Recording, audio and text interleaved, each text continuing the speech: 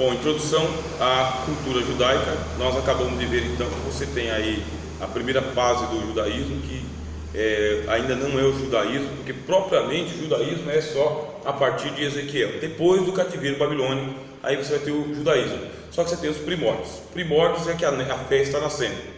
A fé, a herança da fé, a tradição. Você vem lá com Adão, vem com Enoque, Noé, chega em Abraão, entra no abraamismo. Esse abraamismo é a fé de que o nosso Deus é Deus de fato e verdade, um Deus de alianças, um Deus de pactos, um Deus de promessas, é o Deus de Abraão. Só que depois vem uma evolução teológica. O judaísmo é isso, evolução teológica. A revelação vai ser cumulativa e progressiva.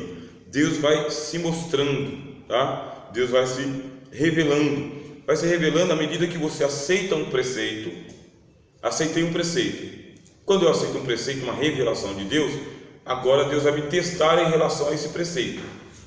Se eu sou cumpridor, aí eu sou um tzdakim, eu sou um justo, estou cumprindo a justiça de Deus. Agora Deus vai me dar um outro preceito. O próximo preceito depende do preceito anterior que eu recebi. Sempre que você cumprir as leis de Deus, Deus vai te acrescentar mais.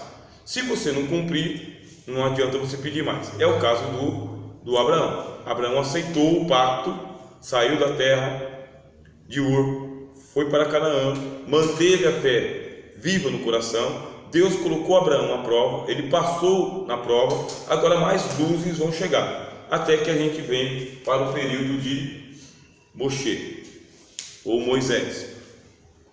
Moisés, ele está lá no topo da revelação progressiva. Abraão cumpriu a parte dele, Noé cumpriu a parte dele. Só que Israel agora está cativo dentro do Egito. Ainda não tem a Torá, não tem. A Torá vai ser revelada. E o que faz Deus? Deus chamou Moshe, tá bem? E entrega para ele a Torá. Literalmente, lei. Lei. Torá. Essa Torá é uma lei escrita. Ponto. Escrita pelo dedo de Deus na pedra por causa que é eterna, e com o dedo de Deus por causa que é divino, do céu na terra. É uma ligação. Tudo que for ligado na terra é ligado no céu. É uma ligação da pedra com o espírito, com o ruá, tá? O ruá, ó. Foi com o dedo de Deus. Então o Moshe, ele é elevado a uma categoria que ele é o profeta. Ele é o profeta. Ele é o profeta, e o único que tinha sido chamado de profeta antes dele era o Abraão. Abraão também foi chamado de profeta. Está nascendo a tradição profética, que vai ser fortíssima dentro do judaísmo. A tradição profética, ela tem surgimento ou início com o Abraão. Ele que é chamado biblicamente de profeta. São ponto. Moisés é um profeta por excelência, porque Deus não se revela a ele por sonhos e visões. Deus fala com Moisés face a face, olho no olho. Ele vê a minha semelhança, disse Deus. Recebeu a Torá, a lei escrita, e junto com a lei escrita recebeu também a Mishnah. Essa Mishnah são os 613 preceitos, tá bem? Que explicam a Torá. 613 preceitos, que é a Torá oral. Como que isso se dá? Para Moshe é entregue a Torá.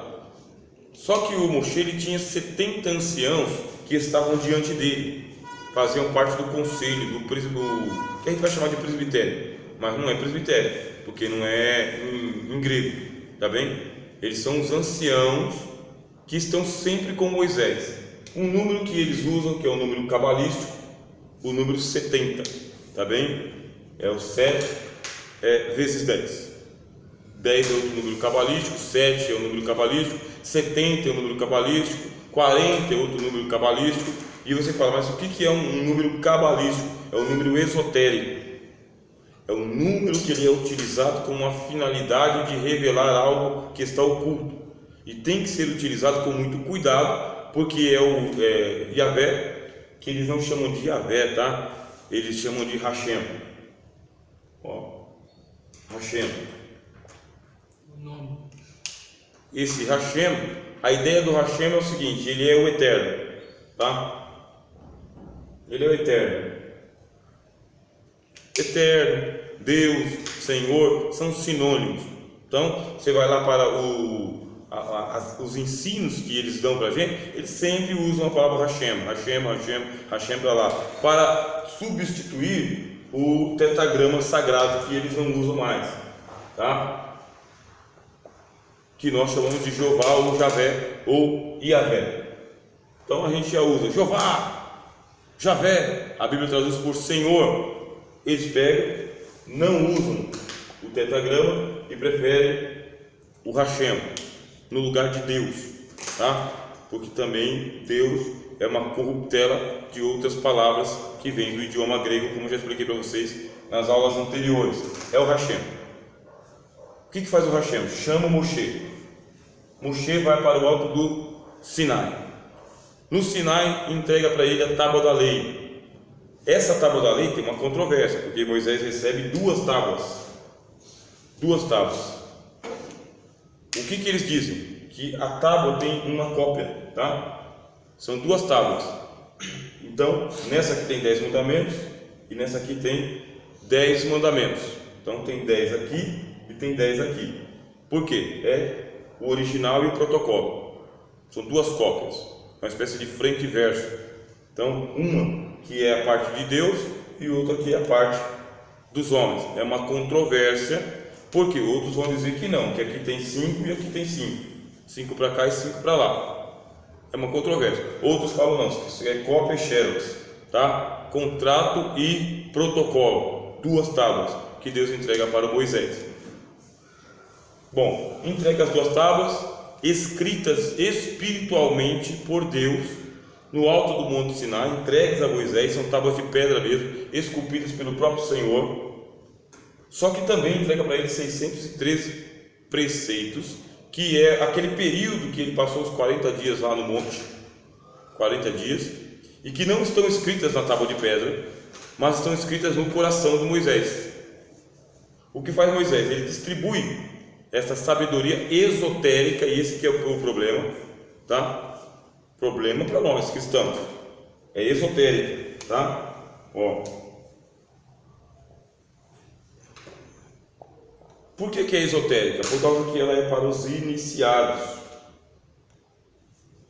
São preceitos espirituais que a tradição oral vai manter viva, inclusive sendo mais importante do que a Torá, ou ganhando maior relevância, tá bem?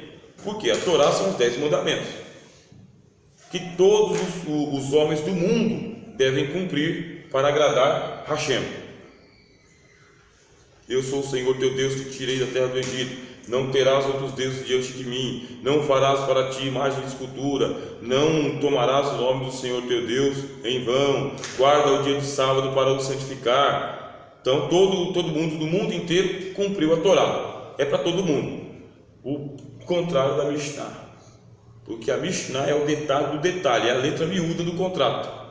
E na letra miúda do contrato é esotérico, porque nem todo mundo consegue cumprir. Mas quem é que consegue cumprir? É aquele que vem do geral para o particular. É esse movimento que acontece aqui, ó. O que é o geral? Torá. O que é o particular? Mishnah. O que é a Torá? A Torá são os 10. A Mishnah são 613. Você se esforça de uma tal maneira que você vai estreitando, ó. Porfiai por entrar pelo caminho estreito. Aí você fala, mas será que Jesus está se referindo a Mishnah, a tradição oral? Será que é disso que Jesus está falando? Muitas das falas do Senhor Jesus em o Novo Testamento são extraídos do Antigo Testamento, muitas, mas é da compreensão que o Cristo tem. Porque quem é que cumpriu toda a lei? O Cristo. cumpriu toda a lei. Ele cumpriu a Torá e ele cumpriu também a Mishnah. Só que ele se torna o caminho estreito. Cristo é o caminho mais estreito do que a Mishnah. Esse é o sentido do texto. Se vocês entrarem pela Torá e pela Mishnah, ainda estão no caminho largo. Querem estar pelo caminho estreito? É o Cristo. É o Cristo.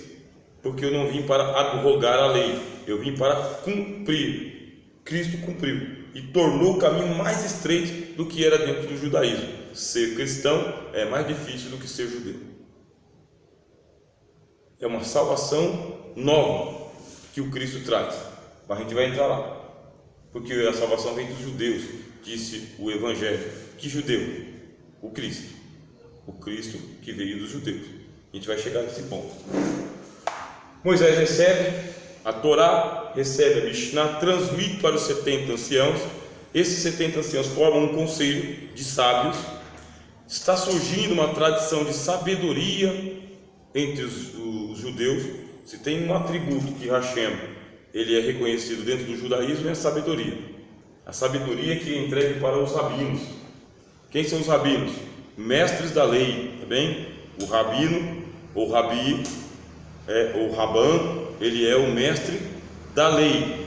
Ele é aquele que entendeu os 613. Ele entendeu. Por que 613? Aí eles vão dizer: 6, número do homem; 1, número de Deus; 3, número de Deus. Uma porção para o homem e 2 porções do divino. Para cada uma porção do homem, 2 porções do divino, para santificar o dia a dia. Você quer santificar a sua palavra? 2 porções do divino para santificar uma porção do homem. Enquanto o homem faz 1, Deus faz 2. Então eles estão usando mais uma vez aqui a Kabbalah, ou Kabbalah, que é uma outra pronúncia para eles. E de Moisés até Ezequiel, o que você vai ter? Judaísmo? Não, você tem o mosaísmo. O mosaísmo está se citando Moisés. Cita-se muito Moisés. É uma tradição de citar os sábios. Eles citam muito. Você está estudando judaísmo, aí você vai ver a citação que eles fazem, de acordo com o rabi, de acordo com o rabã, de acordo com o mestre, de acordo com o preceito. Muitas citações dos sábios, muito. Aí Moisés começa a ser citado muito entre o Sinai até Ezequiel. Isso aqui também é chamado de judaísmo sacerdotal. Judaísmo sacerdotal porque a cultura de sabedoria está na mão de Moisés. Moisés é um sacerdote da tribo de Levi, é um sacerdote. Ele não era o sumo sacerdote, mas ele, por ser o profeta que foi, tinha acesso ao interior do templo, do tabernáculo, coisa que os outros sacerdotes não tinham. Moisés, por ser quem ele era, mais do que um sacerdote, um profeta do Altíssimo, pertencente à família sacerdotal de Arão, tinha acesso ao interior do templo. E aqui vai surgir o judaísmo sacerdotal, que ainda não deve ser chamado tecnicamente de judaísmo, precisa ser chamado de mosaísmo. São os preceitos de Moisés, o que disse Moisés, o que está escrito na lei de Moisés. Vão surgir os oráculos. Eu vou trabalhar isso aqui mais nas próximas aulas, tá bem? Vão surgir os oráculos. Você tem a tradição oral. O judeu é muito bom de tradição oral. A memória deles é muito boa. A memória deles é treinada para contar a história sem errar, para repetir a história, repetir as rezas, não errar as palavras das rezas, não errar a palavra dos profetas, não inverter a ordem das sentenças. Então, a cabeça de um judeu é treinado para ter uma memória, sabe, memória de computador mesmo, algo exato. Por isso que a gente pode ter confiança, e eu falo do meu ponto de vista particular, tenho muita confiança de que nós estamos com o texto original em mãos. Eu tenho essa piedade comigo.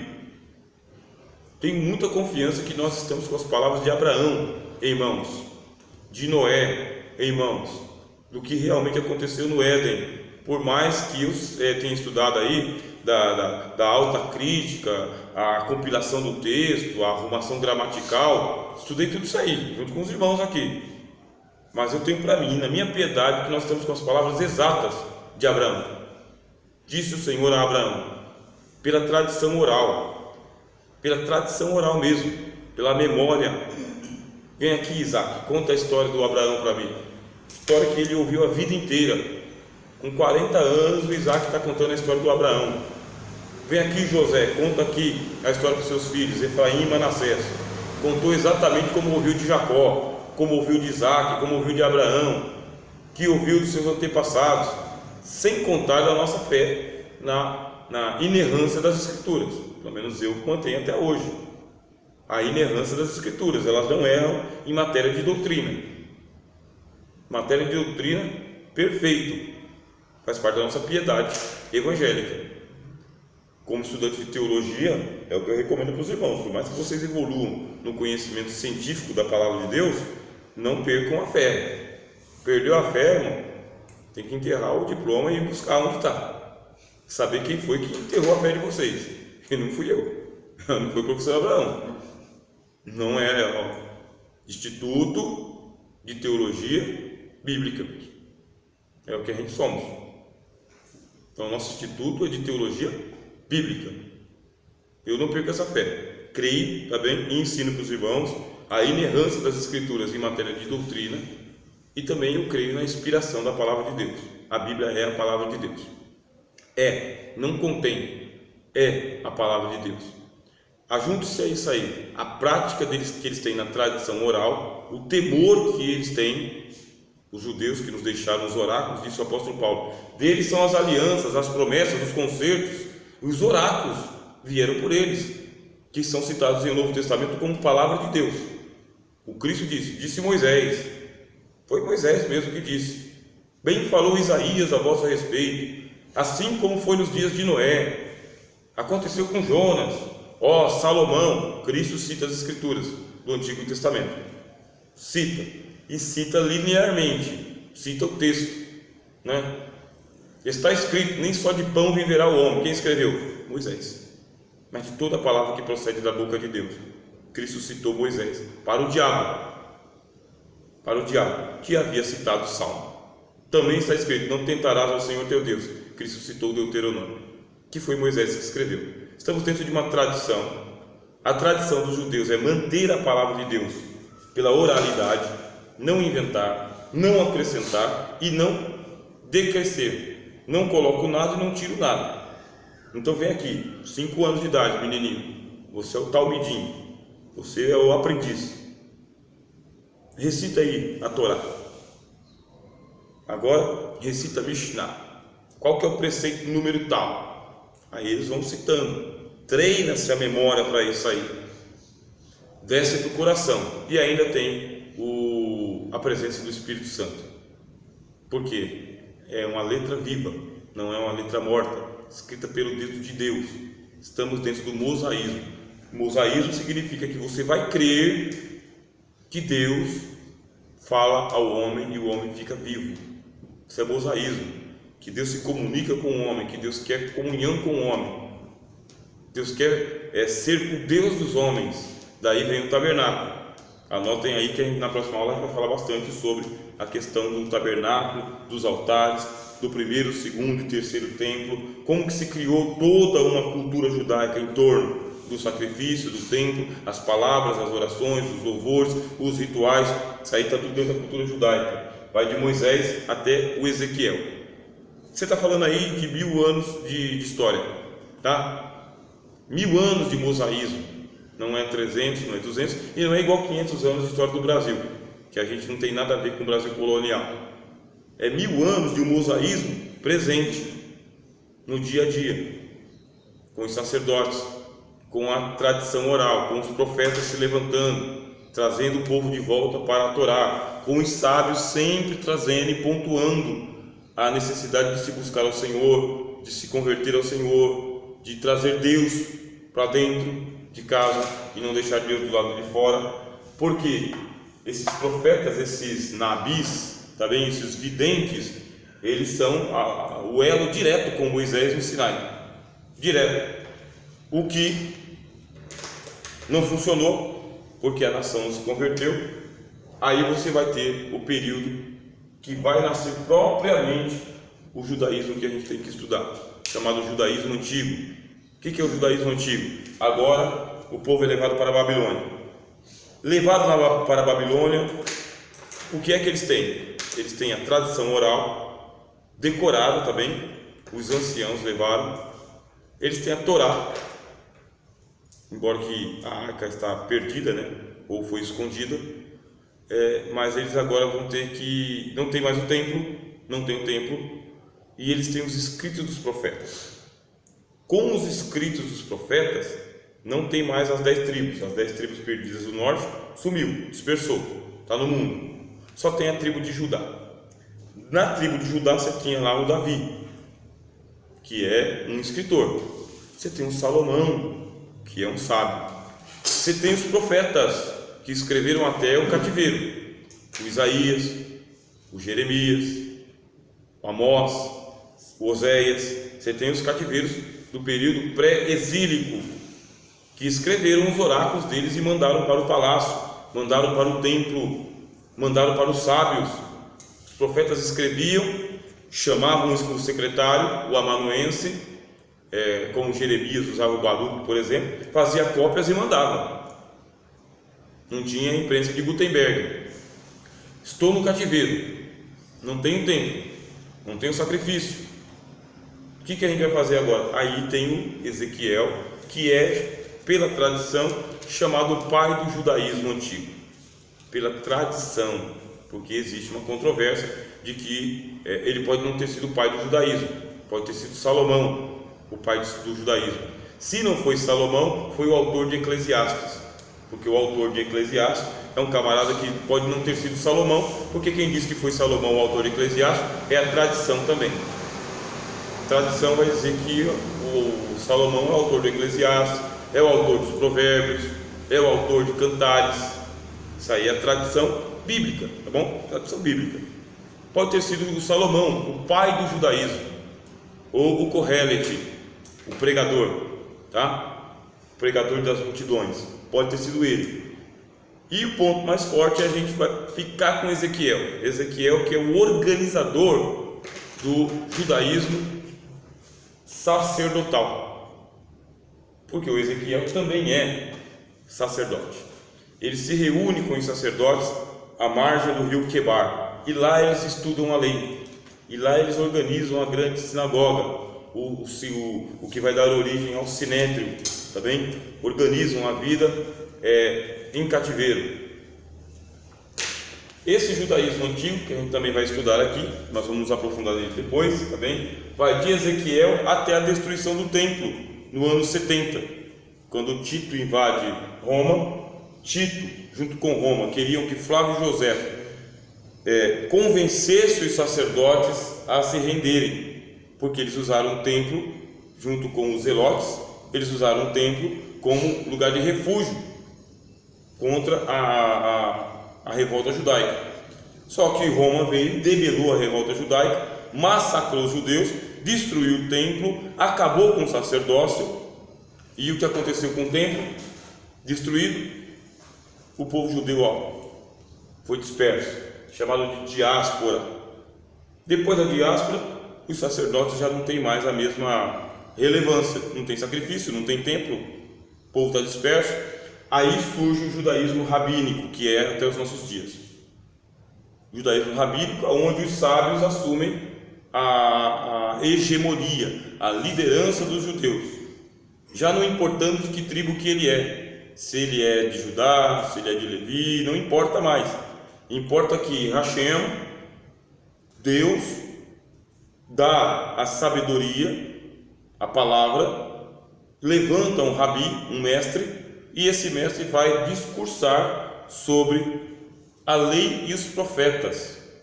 Eles vão fazer um concílio, é chamado um concílio, em Jâmnia, ano 95, se não me falha a memória, ano 95, portanto, 25 anos depois da destruição do templo. Nesse ano aqui, 95, nesse lugar chamado Jâmnia, eles estabelecem quais são os livros canônicos e quais são os livros não canônicos. Dos livros canônicos, nós temos aí o Antigo Testamento, que está na Bíblia protestante. Esses são os livros canônicos. Não são organizados na mesma ordem que na nossa Bíblia, mas eles estabelecem um número de 22 livros, tá bem? 22, que não concorda com a nossa Bíblia. Nossa Bíblia tem? Não, o Antigo Testamento. Hã? Fala com segurança. 39. A nossa tem 39. Por que a deles tem 22? Porque eles querem combinar o número de livros com a quantidade de letras do alfabeto hebraico. Então, o alfabeto hebraico, 22 consoantes, 22 letras, que é o que eles têm, e eles combinam a Tanakh, tá bem? Eles não chamam de Bíblia, eles chamam de Tanakh, que é a Torá. Desculpa, com CH, no caso tá? Mais os Nabiins, tá bem? Mais os Ketubins, tá bom? Então você tem a Tanakh, aqui o Tanakh, que eles usam. A Torá, mais os profetas, mais os escritos, que dá 22 livros. Na nossa Bíblia está 39, porque nós pegamos os profetas menores e dividimos em 12 livros dos profetas menores. Eles pegam os profetas menores e ajuntam num rolo só. Então eles têm a Tanakh, ou Tanakh, tá bem? Que é a Bíblia, que surge no ano 95. É o cânon do Antigo Testamento. E aonde vão parar os livros que eles chamam de espúrios ou apócrifos? São retirados. Por que são retirados? Porque não estão escritos em hebraico original. Não estão escritos em hebraico original, estão escritos em grego. São livros que têm cultura helênica. Por terem cultura helênica, eles estão tirando. E eles vão manter então aqueles que têm cultura hebraica ou judaica. Aquelas que favorecem uma abertura para os goíns, sabe? Para os gentios, uma salvação mais universal, que dá para fazer um diálogo com a Septuaginta. Esses aí eles bloqueiam, inclusive a própria Septuaginta, tá? Ou 70,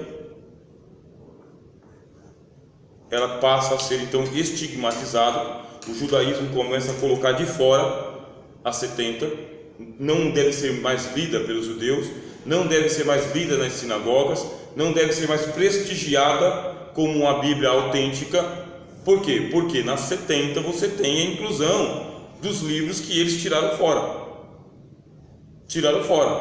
Eles vão seguir só os 22 livros, não vão seguir mais o que eles chamam de livros espúrios, contaminados com o quê? Com o helenismo grego, pagão. Não querem mais, querem só esses daqui, e selecionam a dedo quais são os livros. A Torá, são os escritos, tá bem? E os livros proféticos.